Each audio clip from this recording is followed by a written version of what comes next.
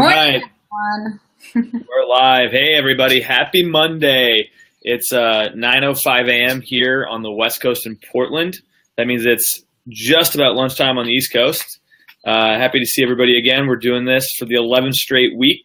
We're doing a Facebook Live every Monday. Last week, Tony. No, correction, we did it last week. It just didn't go live last week. Yeah. So it's this is actually episode 11, our 10th episode for all the longtime followers and watchers of this. It will be a super secret hidden episode.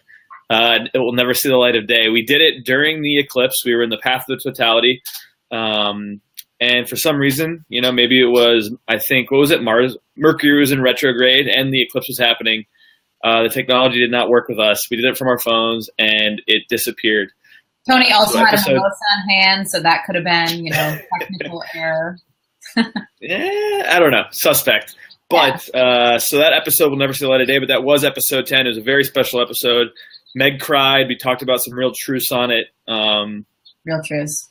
So I can say whatever I want. No one I will like see you it. saying it never saw the light of day and it's eclipse. It's kind of fitting, I guess. It was a pun. Thank you for acknowledging. It worked. Anyway, to today's topic. So first thing we're going to talk about is we just had one of our first guest posts go live. We're just starting now to do our own marketing. As is often common for many people who work for themselves, the last thing you do is actually work on your own stuff when you work in client services.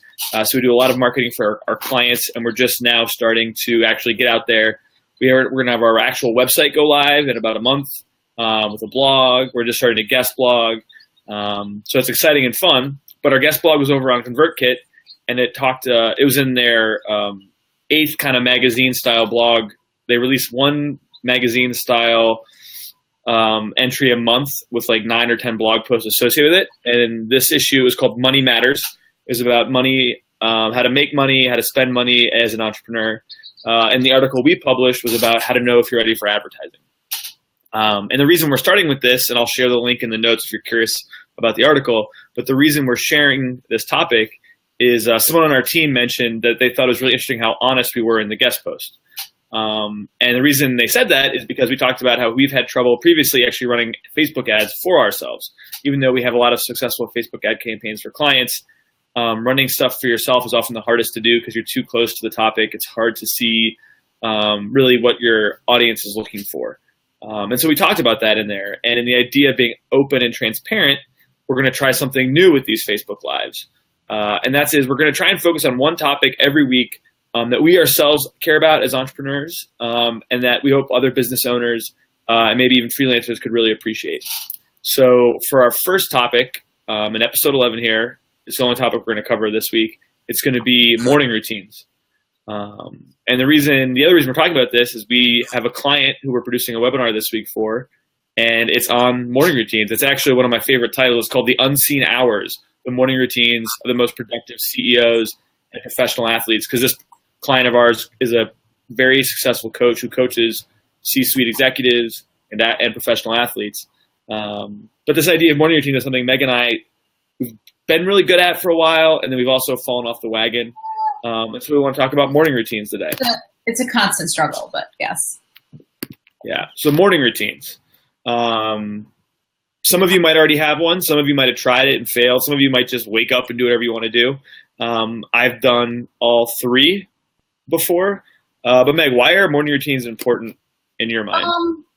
I think working from home, there are a lot of distractions. And so as an entrepreneur working out of a home office, it's just really helpful to set the tone right for each day. And whether that's getting a workout in, whether that's meditating, waking up and just having coffee and breakfast without firing up your laptop and immediately jumping into emails, it really just structures your day and allows you to be focused and kind of sets the right environment for you to just crush it and kill work. And do you notice? I think because you've had a really good morning routine for a while, and I've also, I think, we've both kind of fallen off. Do you notice a difference when you're like in the groove and you have a morning routine that you do every day? Like, what's the difference for you? I think it just gives me a lot more energy, and we'll post some comments in the follow-up comments after today's session. But there's so much written on this topic. Entrepreneur, Forbes, all of the, major business outlets are always talking about morning routines. A lot of successful business owners, entrepreneurs, all the way up the chain, are talking about the power of morning routine. So it is something that is very important to incorporate. And I think a morning routine is different for each person. It doesn't have to be you get up and go for a 6-mile run every morning. You can really tailor it to what you need to set the stage for the rest of your day. But yeah, I'm not going to do that. 6 miles is a lot. Yeah, that's something you do. So. That's something you do. Let's brag about that, Tony. Let's brag about your little CrossFit. I don't talk about CrossFit. Everyone hates the person that talks about CrossFit, so I don't talk about it. No, and I think for morning routines, one of the reasons they're really important too is there's a lot of people that talked about this in the last couple of years, and I think it's really true for people who work for themselves, like freelancers and business owners, and people who work remotely. You have so little structure in your day. Like when you work in a corporate office, you go into an office, into a cubicle, maybe you have an office. There are going to be meetings already scheduled for you. You're going to have calls. You're going to have, dealing with clients and internal. There's already some structure there. When you work for yourself, you set your own hours. So what the morning routine does, it gives you something that you don't have to think about it in the morning. You wake up, you go through your morning routine, you do your list, and by the end of it, you've got a rhythm. You never had to think about what you were going to do. And it kind of then takes you right into your day so that you can kind of have some nice momentum, having checked a bunch off. And for me, it's been really helpful when I have had one because I'm someone who isn't as structured. So having that structure is a real boost to kind of getting things done. Meg's laughing because she's highly aware of this. It helps you, so. And just so you know, there's a reason Tony's sitting outside today. It's because he worked out and he hasn't showered yet. So he hasn't fully completed his morning routine, but it always involves a shower. But right now, I'm outside. I'm outside because you told me I was gross. So I'm outside right now. Yeah. Well, thanks for sharing that personal detail, Meg. That's fantastic. Always have a shower in your morning routine. That's my only tip. So. Okay, so I'll add that in. Thanks for the good tip. Pro tip. Okay, so morning routines, our routines. So I'll start. So for me, I don't have one right now, and I've fallen off the wagon. But my ideal morning routine, I did this for like 6 months, and it was awesome. I really loved it. And I think one of the biggest problems, like one of the reasons I fell off it is I didn't do it on the weekends because like we'd sleep in a little, and it was just easy not to do it. And so I kept kind of not having that momentum when the week started again. And then over time, it kind of got easy to get out of it. And we also got really busy with work. And it was easy to prioritize, work, client work, our internal work over the morning routine. But I think over time, it ends up hurting me that I don't have that routine. So this is my ideal morning routine. And like Meg said, everyone's is different, but it's good to get it down. And you just do it every morning the same way. So what my morning routine had been, what I'd like to get back to, was I'd wake up. I'd made coffee the night before. I had also the night before made a list in order of all the tasks of the day that kind of I needed to get done.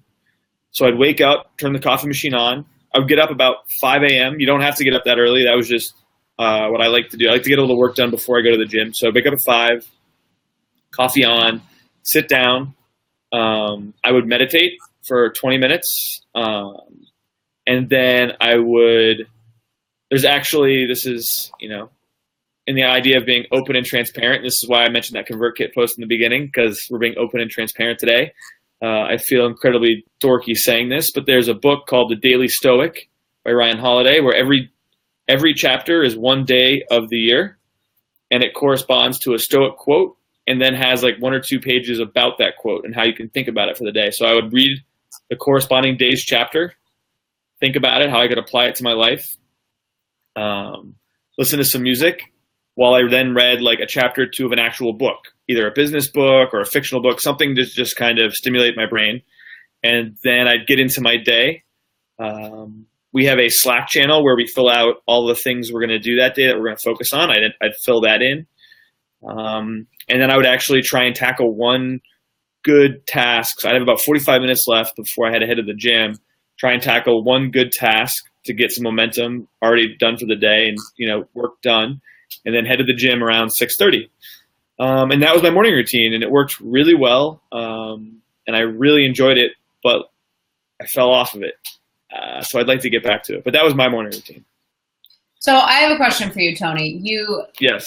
previously stated that you were kind of falling off the wagon because you didn't have a routine on the weekends.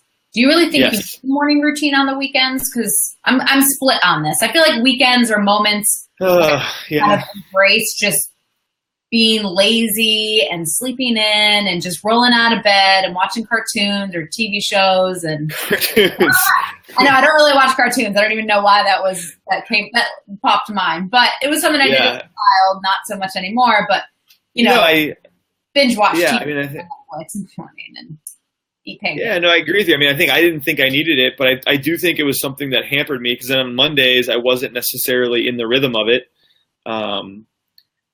So maybe I just have an amended routine on the weekends, right? So maybe it's not work related, but maybe my weekend routine is I still wake up, I still meditate, I still read a little first thing. Like that's what I get done first thing. And then I go on my day. It's nothing work related, but just having a couple of those triggers, I think would be really helpful just to keep the habit up. Mm-hmm. And just to keep the unbroken chain of days doing the same thing, I think would be really, really helpful. Yeah. How about you? What's your morning routine, or what would it be? I mean, it definitely needs some fine tuning. I feel like my morning routine consists of waking up around 6 a.m., hitting the snooze button a couple times. I am guilty of that. Scrambling to get out of bed, going for a run or doing a class at my bar studio. But I love running. I usually, during my run, will listen to terrible but awesome like earworm songs. Kesha's so in good. there. Beyonce. Like they're not terrible songs.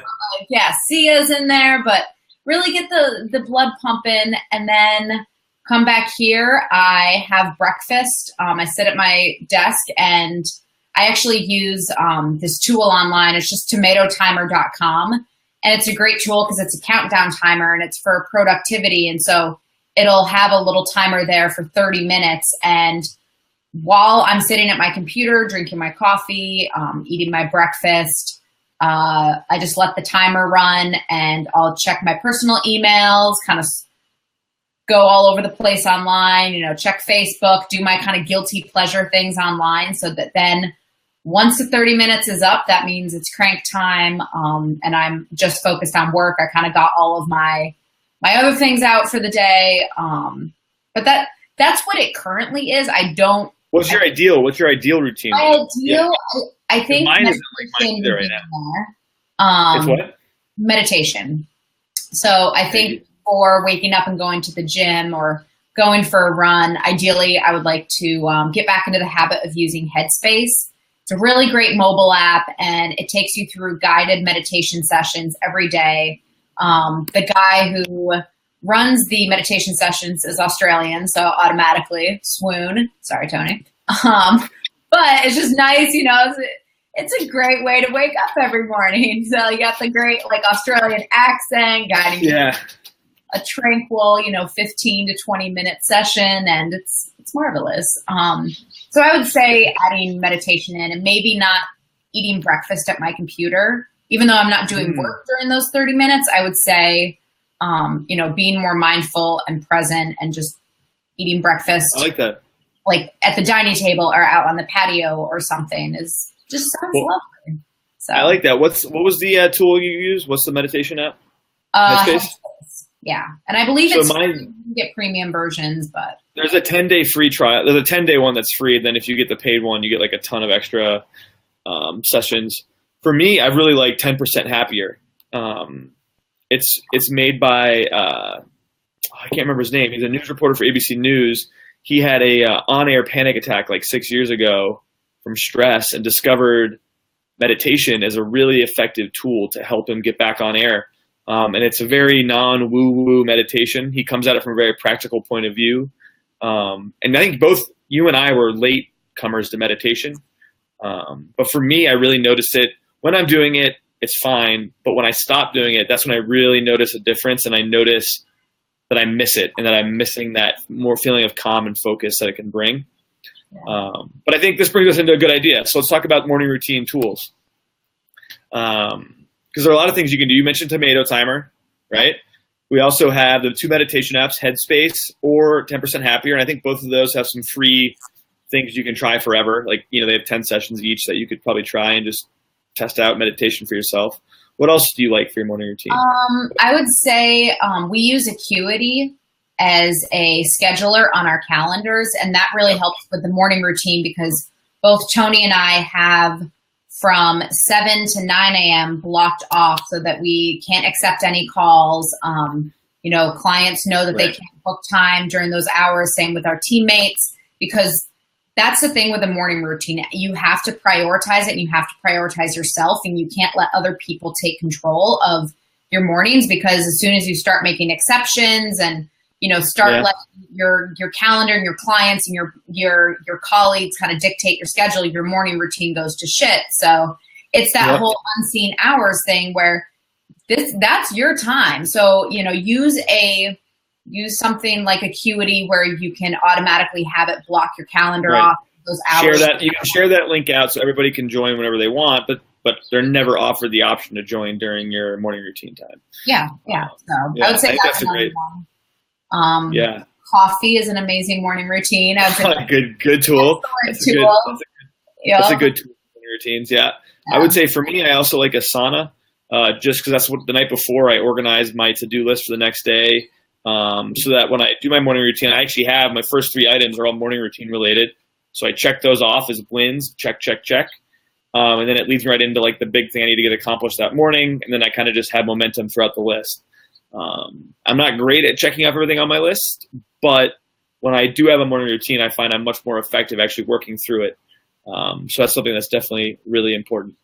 And this is something I'd love to hear what other people do for their morning routine, and what tools they use to help them have a more effective morning routine. So, shoot us a note in the comments of this Facebook Live and let us know what you're doing and what tools you use that, make it better. Because I think these morning routines are really important. And I can't stress enough for people who work remotely or work for themselves or both like we do, having a morning routine is invaluable as far as, what it can do for your productivity and your sanity. Yeah, and we'll post a couple articles in the comments after today's session on the power of a morning routine. But honestly, there's so much dialogue online about this. If you just type in morning routine, you're going to get pages and pages of awesome content from some really reputable sources. And everyone has their own, way about going about their morning routine. So, do your homework, read up on some different techniques and strategies, and maybe you'll find something that sounds like it jives with your lifestyle and your life mission. So, yeah. Yeah. I like your life mission. Wow. I got deep on the morning routines. It really did. And I don't even have one, but I feel like if I'm going to throw words out there like that, I kind of need to get one. I like that. Also, for if we had a swear counter going, I think you were the first one to swear on a Facebook Live, so that's good. Yeah, let the floodgates. You would have been the floodgates are open, people. You would have been the favorite if people had a betting pool. If people had a betting pool, you definitely would have been the favorite to swear first. We should utilize the whiteboard for tallying up the swear jar. It's the swear whiteboard. I like it. We could do that. Next week we'll start, and you'll have a 1-point lead on me. So we have one so far today. I think only on Facebook Lives, though. We'll just count our Facebook Live swears because you're one up. Mego is $1 in the swear jar. Okay, so can everyone see that? Okay. Barely. Yeah, no, not really. Wow, you're really taking this seriously. This is good. Yep. Okay. All right, going forward, this will be a good tally. Yeah. All right. I mean, I think this covers morning routines, and I'd love to hear what people say about it. We're also looking for more topics. I think every week we're going to try and dive in more depth on one topic, for people who work for themselves, work remotely, business owners. We really want to explore topics that really affect all of us. So if you have one, shoot us a note, Tony@intentionalspark.com. We'd love to hear what you have to say and what you'd like to hear us talk about. Feel free to get weird. Yeah, get weird. Until next Monday. Next Monday will actually be our 12th in a row, and we said we'd do 3 months of this and then reassess. So after next Monday, we'll see what we think if we're going to keep doing this. But I like it. I think we will keep doing it. So shoot us your notes. Signing All right, off. signing off. Okay, I like that. All right, see you, everybody. Yeah.